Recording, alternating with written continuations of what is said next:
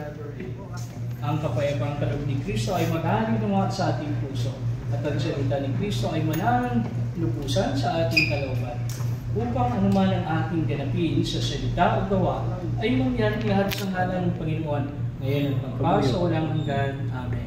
Amen. Nawa ang mga parento ay magpaalala ng biyaya ng Panginoon at gamitin natin ng ayon sa kanyang kalooban at patuloy natin palaguin. Amen.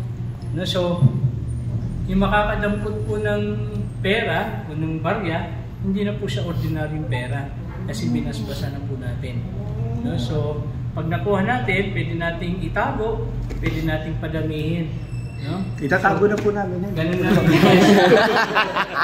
yung blessing. Minsan, akala natin maliit, pero yun ang ano, yes. yung blessing nagsisimula sa maliit.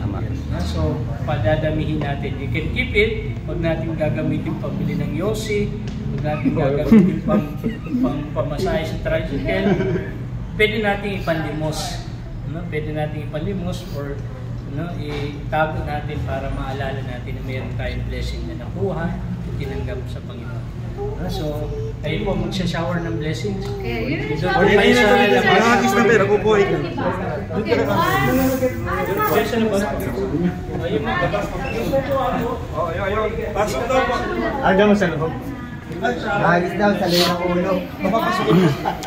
Ikaw daw lang, ikaw daw lang. Nakagis sa salay ng ulo. Dito wala kukuha, dito.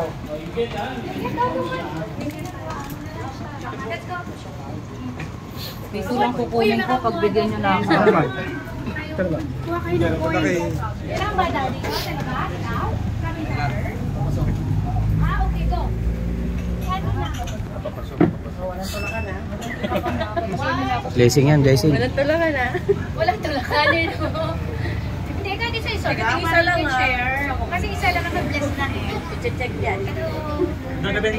Doon na, Ben. Ano po? Mag-iisa yan. Naman. Si Kuya, gusto kuha. Blessing. Lati naman si Kuya. Come on, Jay, kayo. Ano ko? Lapag. Go. Ito. Swerte, swerte. Swerte. Swerte. Galing kay Ninong. Asa na yun? Kuha pa ng isa. Lalaglag din sa ilalim. O Kuya. Kuha lang kayo.